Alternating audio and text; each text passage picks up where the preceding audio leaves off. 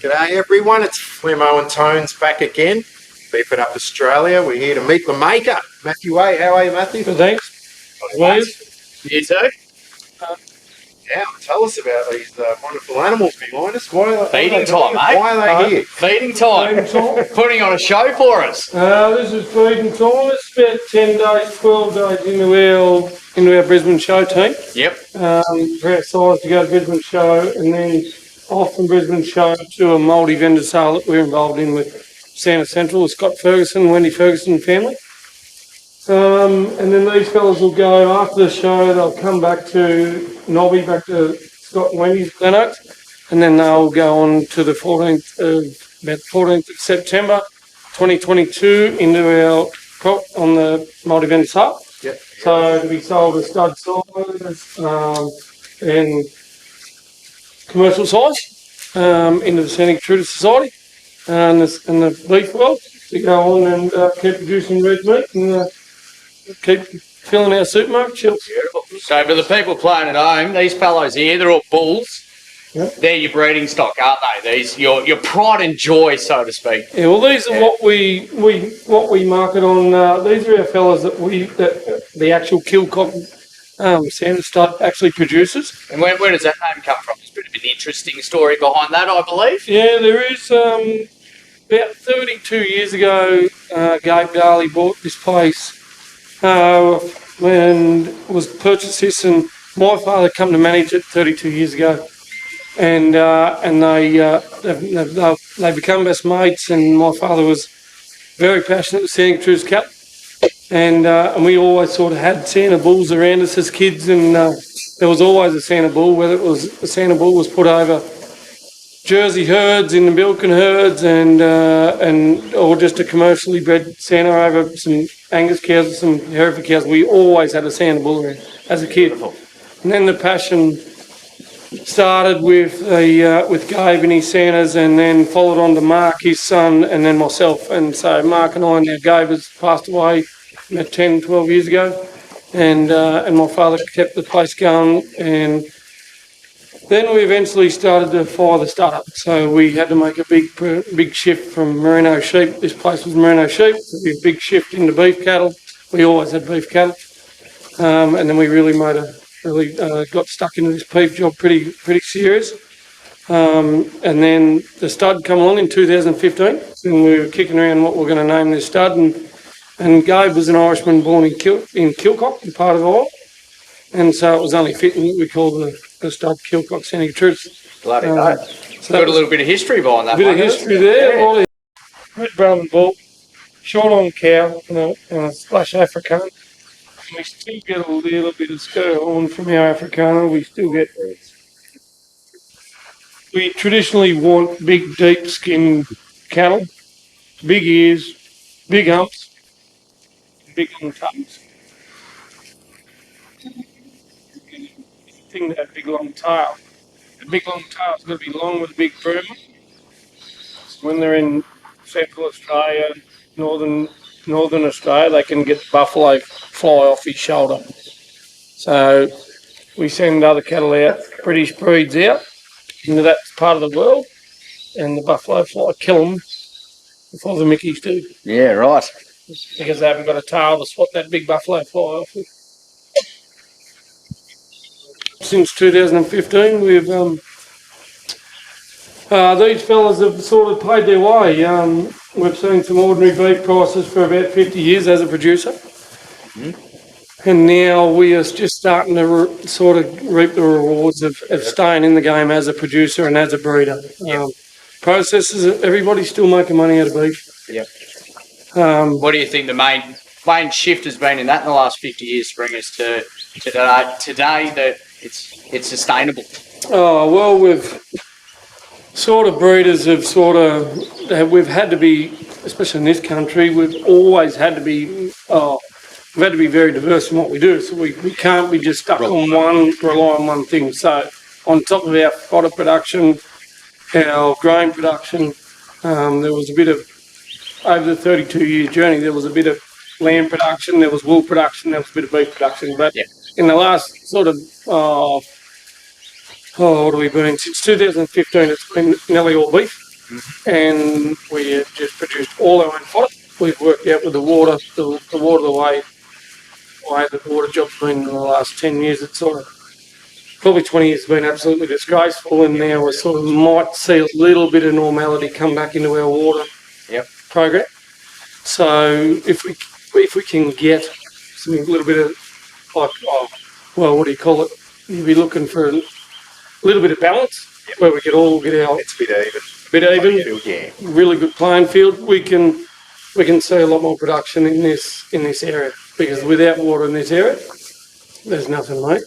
Bloody hell. 32 years of this country out here, and there's been 3 dry land crops stripped here in 32 years. Yep. Yeah. So the beef production wise beef gone, and wise breeders sort of starting to get a bit back. Our sheer lack of numbers. So Australia's climate is so unpredictable. We haven't got our history with our weather patterns. We don't really know what weather patterns are because we have not got enough history. Yep. So usually in one part of the world, one part of Australia, one's usually dry, one can be wet, but we all take our turns. Like there's a drought around. It cycles around in every state gets their turn. Like, and you don't ever think that you're gonna miss, because it's not gonna miss you. So over the years, because a lot of the droughts took a fair bit of effect over 70% of our country in the last sort of 20 years, the breeder numbers, we've just killed so many breeders. And we've killed, even in the last couple of months, the amount of young heifers that are going out, instead of going back into seed stock herds, they're going into feedlot pens. Right. And they're getting their heads back into a meat production, because we are so protein. We're starved protein at the minute. Our whole world is starving of red meat protein. And while there's a demand there, we can't domestically at the minute keep up with our own domestic markets, let alone our international markets. Right. Finally, that's the benefit. Finally. Yep. You're box. We are. It has been a long, hard track, and to all the breeders and to everybody that's stuck with their breeding programs and stuck with their animals through droughts, through growing fodder, through buying hay, you've got to be repaid one day. So hopefully we can sort of get and even a happy medium in the beef industry for the next 20 years, where we get a bit of level playing field, and we don't ever want to see that beef become too dear and price itself out of the market, so it's unaffordable for city folk. And the minute that becomes a problem, the minute we go and our beef prices ourselves out of the market, it becomes a problem for us then. Because then it gets passed on back down. Yeah, so you've got to find that happy medium. We've got to find that medium. Yep. We don't ever want to see, we don't ever see whatever happened in the wool market 30 years ago, where it priced itself out of the market, and it took it 50 years to recover. What about the morale? Obviously, that's a big morale boost for farmers and different people in the community. How's it been, say, over the last 5 years in the communities in this area? Is everyone together, come together, and you got each other's backs and keep each other going? We see a lot of what happens on farms stream into town. Yeah. So what a lot of local businesses rely on, and it's over the whole of Australia, is farmers making money. Yeah. If farmers don't make money, nothing in town makes money. Because we make money out here. We produce food and fodder for everyone over the world, over the whole world. And for us to make money, then we can go to infrastructures things like what's above us now. Yep. Local shed companies to build sheds for us. From local supermarkets. Yep. Local supermarkets really feed off cockies, feed off farmers. Because if we tighten our belts right up, when it's tough, you've got to batten down the hatches and tighten right up. Yeah. And we might want to go and we might have some infrastructure stuff, some capital stuff that we want to spend on our farms. And like the fencing here in 30 years has been let go over 30 years because of the drought for 30 years. Yeah. So you can't risk outlaying that money and then not getting it back. Yeah, exactly. So you can't go into town and go to your local produce store and go, right, I'm going to book up $30,000 worth of fencing gear. You can't budget that into a budget. So that's $30,000. So if every farmer's doing that, we're just seeing that flow-on effect that happened over the last 25 to 30 years in Deniliquin when we first moved here. There was not a shop in town that was empty. And now if you walk up the street again, it's there'd be every second or third shop would be empty without business in it. Right.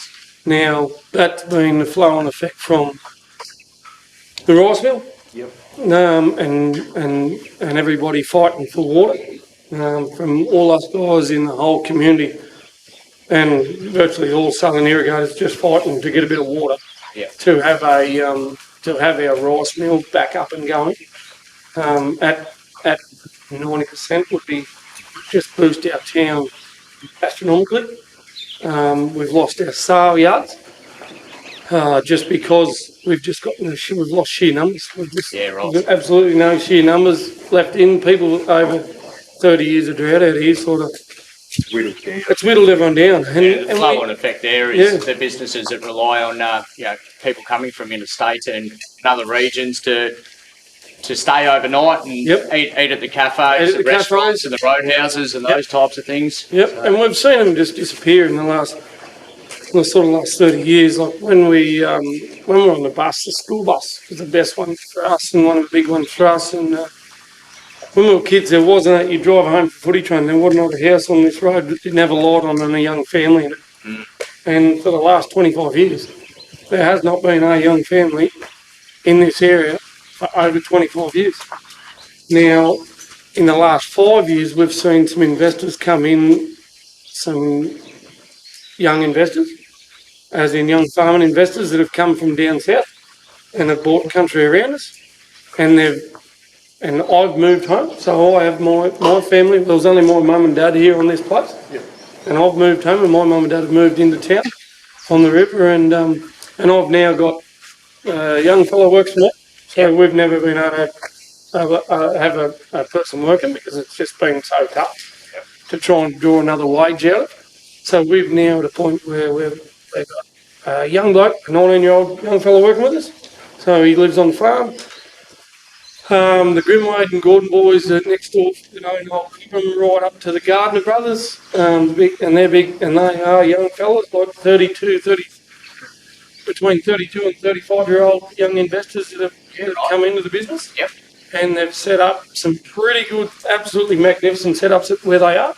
One of them's gone into hay and fodder production and a fair bit of grain production. Yep. And now the guys have got a lot of sheep back in this area, which we lost. We had no sheep in this area for such a long time from the drought.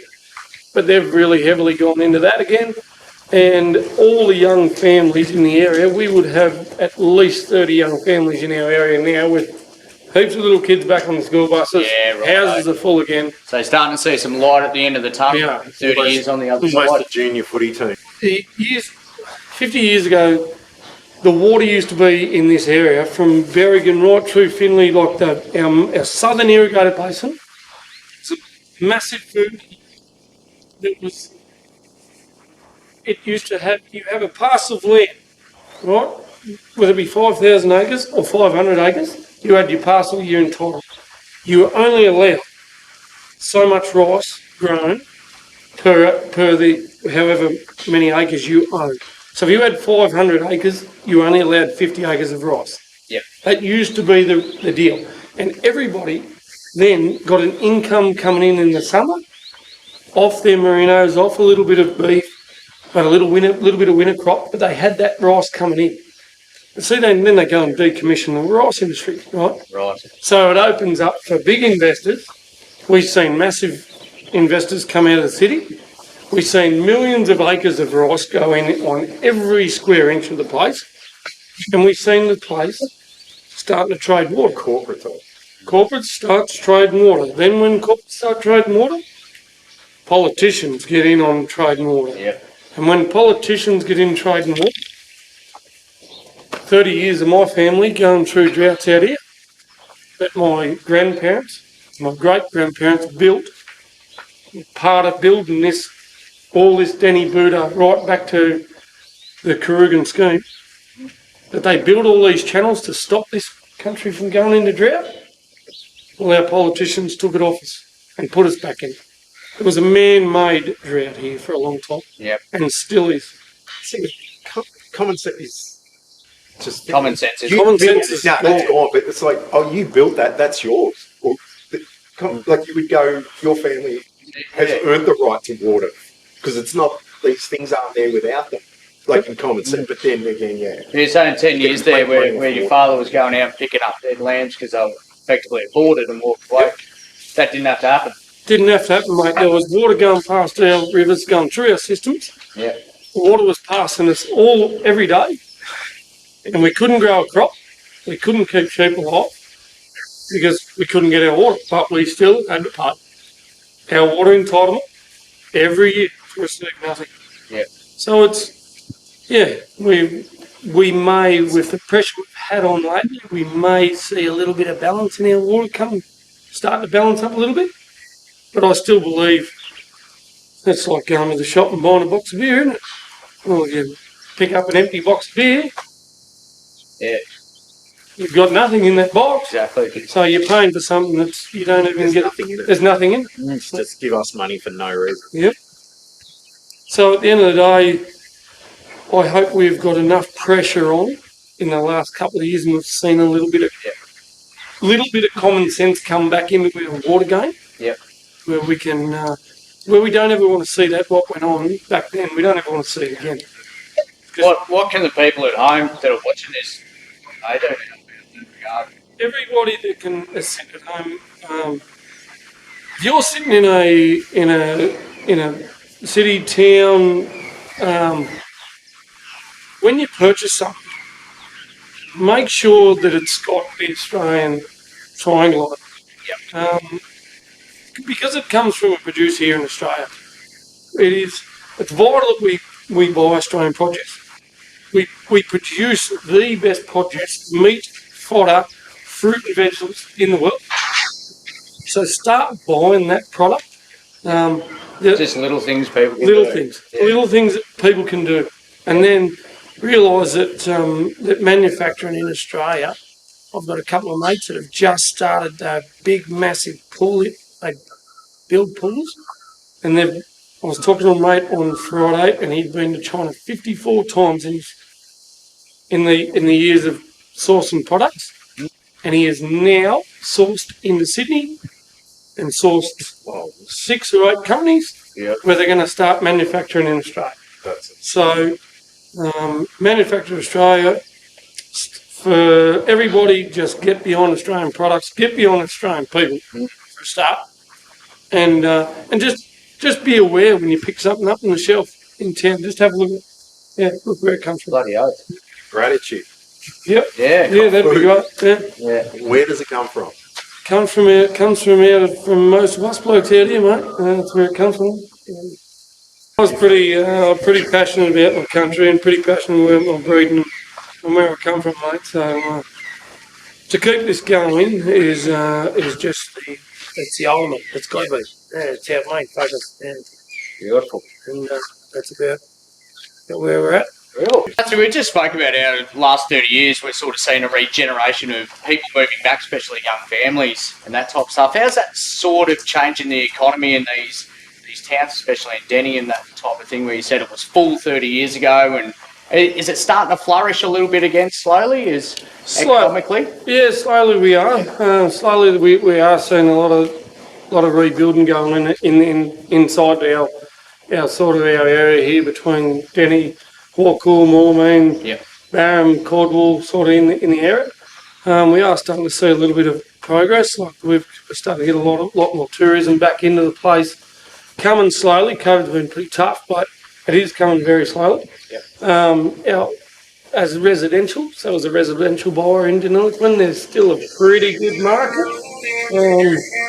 Track. Excuse me. But that's the houses that in the local areas and even Walkall's economy, like it's the housing market there. I don't think you can get a rental there at the minute.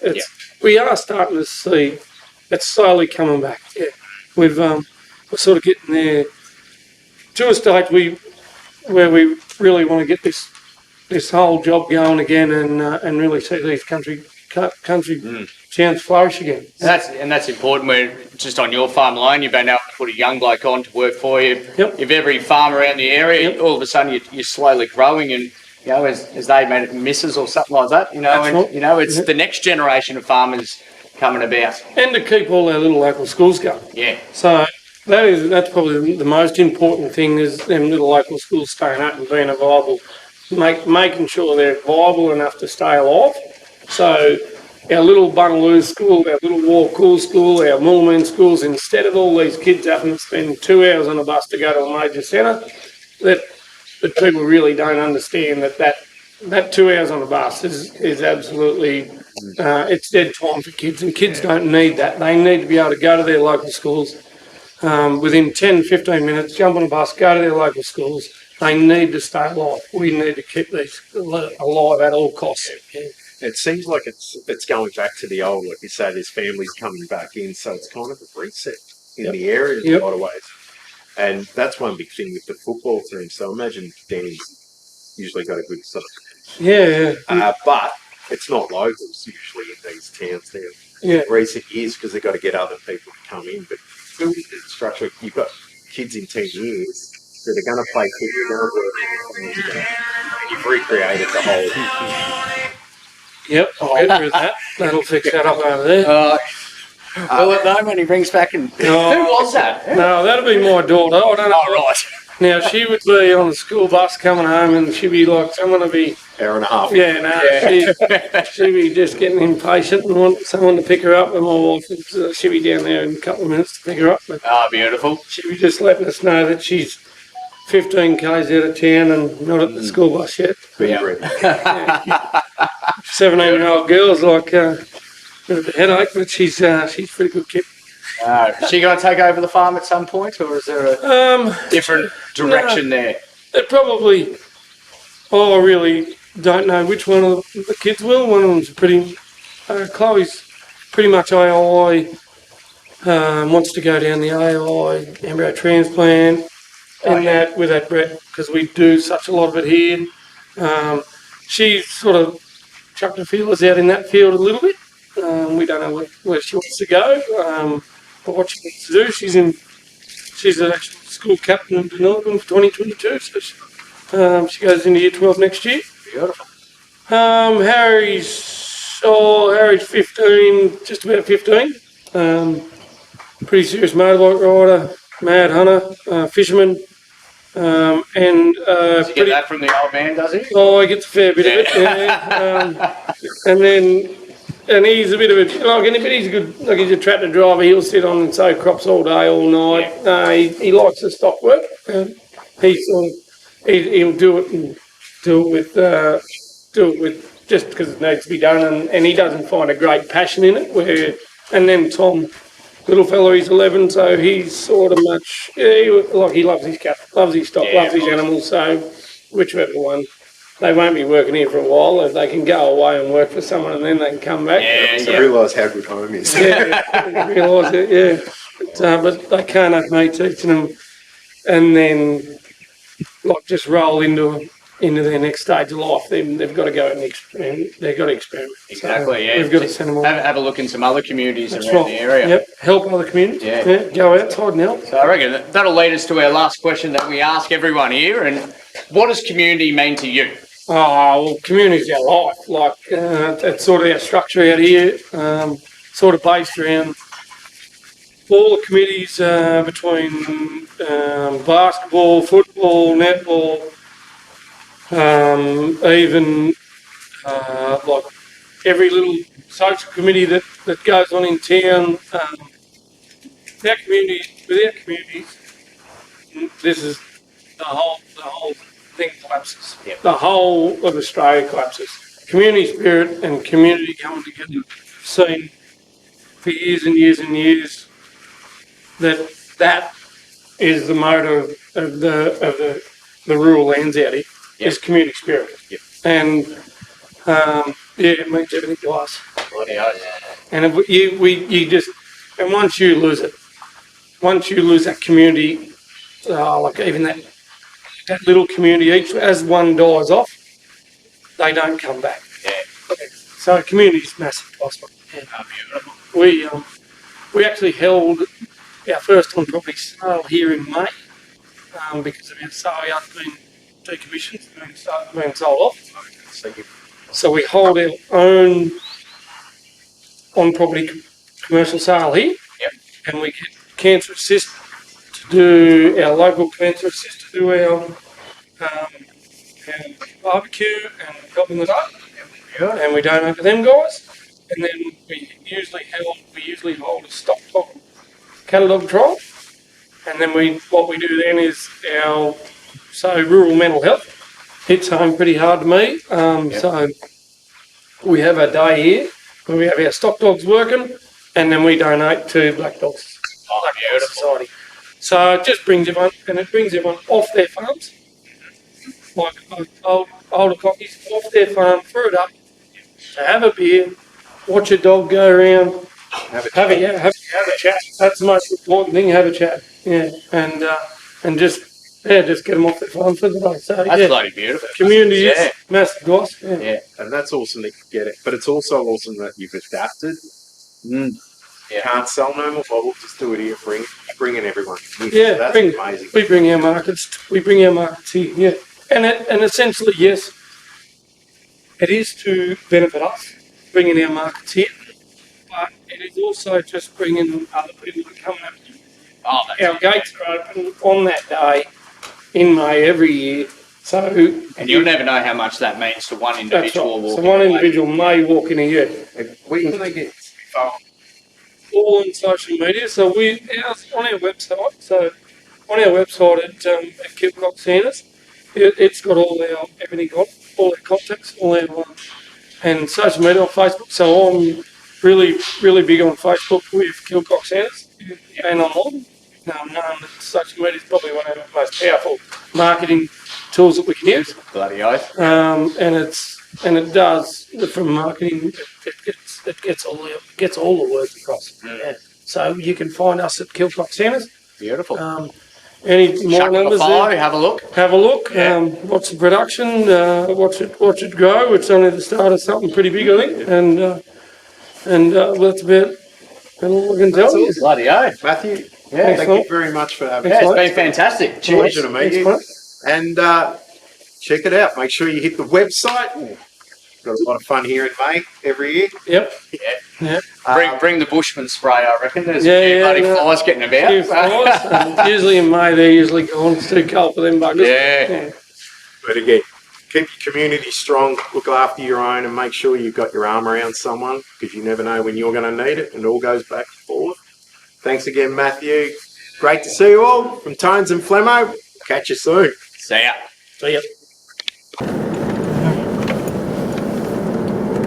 Alright, what do you reckon, Flemo? This way. That was awesome. Bloody oath. So cool. And the bulls are looking amazing. But the history here, but this area, it's just everyone's so nice. Yeah, so accommodating, aren't they? Yeah, it's such a cool region. And funny thing is too, me and Matthew got chatting there, and turns out that we were both over Rutherglen and Coral were around the same time and actually played footy against each other. Where? When he ended up over Chiltern Way. It meant that for a couple of seasons there, we probably would have played a couple of games against each other. And he said he went to Raiders over there in about 2003, and I went, I think Coral got up that year. And he goes, yeah, we're undefeated all year in bloody Coral. So there you go. Just such a small world, people from different areas where they're living now, and being able to run into each other and go, Christ, through probably seen each other at a pub before, you know. You've probably shirt from him. Yeah. Well, you saw the size of him, he would have taken me out nice and easily. That was fascinating with the there's some nice cattle. Bulls, their tails have to be a certain length. moo cows.